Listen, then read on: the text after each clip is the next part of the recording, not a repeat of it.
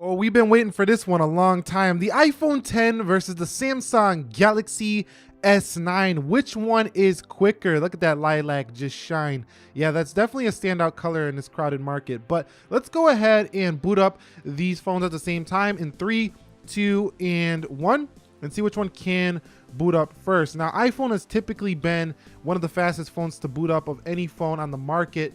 But the S9 is no slouch when it comes to this regard. The Pixel 2 is the fastest Android phone I've seen to boot, but let's see if the S9 can keep up with Apple's A11 Bionic and 3 gigs of RAM. I'm not sure if it will win here, but no, the iPhone 10 wins slightly, but only by a hair. So, you know, you could call this basically a draw, but we're gonna have to give it to the iPhone 10 by a hair. Okay, so let's quickly just power them on off the lock screen. I just wanna see which one does respond a little bit faster. So it looks like the 10 there. One more time, 3, 2, 1. You could see about the same, so I don't see big difference. The reason I do this test is because back in the day, there was a delay all the time on Android devices, so I like to give it a little check here. So it looks like they're about the same on the lock screen, maybe slightly faster to respond on the 10, but this is no big deal. Looks about equal here. Okay, so let's begin this facial recognition test between the iPhone 10 and the S9 with the iPhone 10, starting with Face ID. Here we go. And you can see it responds no problem there for the iPhone 10. One more time.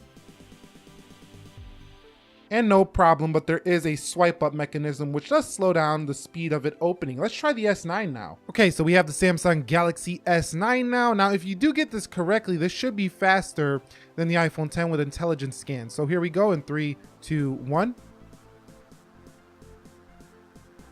And you can see while it does take a little longer to respond, you don't have to do 2 swipes. So they kind of make up in that regard. So let's do this one more time. 3, 2, 1. So you can see if you do get it to work, it does, you know, recognize you faster and just goes right into the phone on like a 2-step method like you get on the iPhone 10. And there's a lot of ways to set up biometrics here for the S9 to where you can kind of customize it to your own liking. Okay, so for a very short confirmation, iOS 11.2.6, you can see Android Oreo on the S9. Okay guys, so here we are with the application speed test. You can see all apps are closed out for the S9. Both are connected to the same Wi-Fi network, $1,000 plus 720 here for the Galaxy S9. Let's begin with calendar, 3, 2, 1. And you can see calendar is first for the Galaxy S9. Coming home, you can see they're about the same to go home. What about weather, 3, 2, 1. And you can see weather responds first for the iPhone 10. I do think that Apple's weather is one of the best in the business. Let's go into calculator. And you can see that's first for the S9. Now that gesture does bring the iPhone home faster than ever before, but it's kind of just matching Android when it comes to coming home from an app. Let's go into settings. You can see that is definitely the S9 coming home. Let's go into Instagram. You can see S9 again in the lead, but the iPhone 10 looks like it had it fully loaded first. I'm gonna give that one to the 10. Let's go into Twitter. You can see Twitter is an easy win for the Galaxy S9. Let's go into WhatsApp, and WhatsApp's a win for the S9. Let's go into Snapchat. Snapchat again a win for the S9. Let's go into YouTube.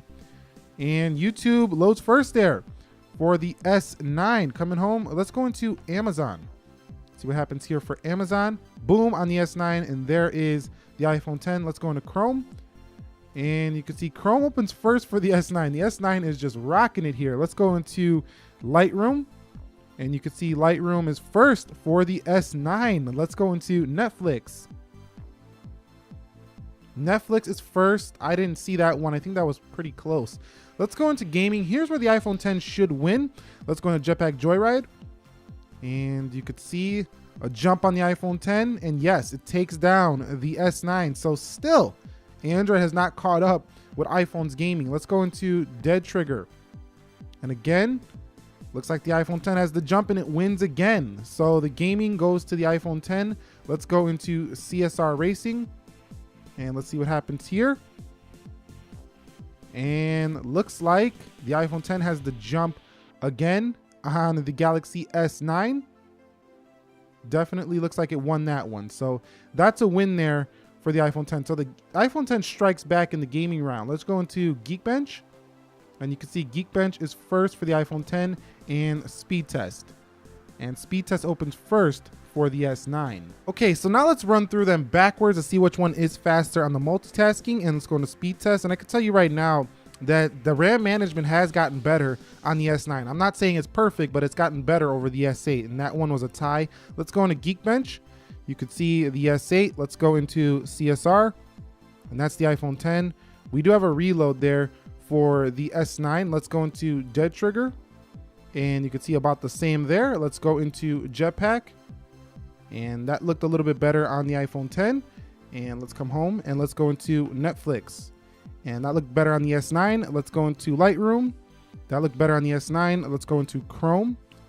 That looked about the same. Let's go into Amazon, and that looks about the same, maybe slightly to the 10. Let's go into YouTube. That one goes to the 10. Let's go into Snapchat, and Snapchat goes to the 10. Let's go into WhatsApp. That one's about the same. Let's go into Twitter. That's the iPhone 10. Let's go into Instagram. That's the iPhone 10. Let's go into Settings. That looked very similar. You call that one down below. Let's go into Calculator. That looked like the iPhone 10. Let's come home. Let's go into the Weather. And the Samsung Weather doesn't actually hold in memory. It always has to reload. So keep that in mind. So that one's not really fair. Let's go into Calendar.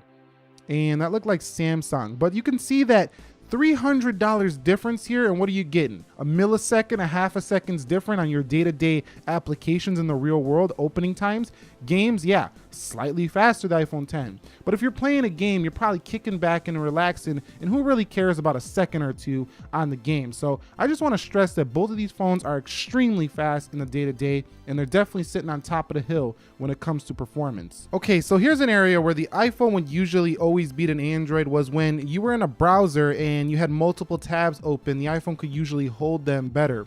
So I loaded up 5 applications or 5 websites here within Chrome to see if any of them reload here. So let's go into Nick Ackerman channel. You can see no problems there. Let's go into cnet.com. You could see a little twitch there on the iPhone 10. Let's go into the Yahoo, and looks like the S9 was a little faster. Let's go into YouTube, and slightly faster to the S9. Let's go to Amazon, and you can see about the same. So no problems there. Now let's go into YouTube and actually flip through some of these menus to see if we get any loading differences. So the iPhone 10, about the same. Activity, library, looks like the S9. So you can see no matter what you're doing, you're getting almost equal performance on both of these devices. And lastly, I want to open up the cameras here on both devices so we can see which one does open them first. 3, 2, 1. And you could see it looked like the S9 might have had that 1, 3, 2, 1. That's a reload.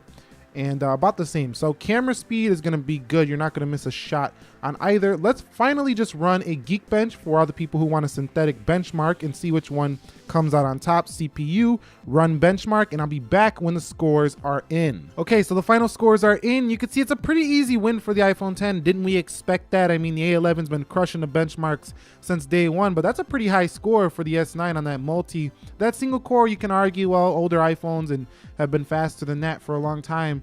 But you've seen in this test that day to day, both of these devices are easily very comparable, and it's not really about the speed anymore that really matters in a purchasing decision.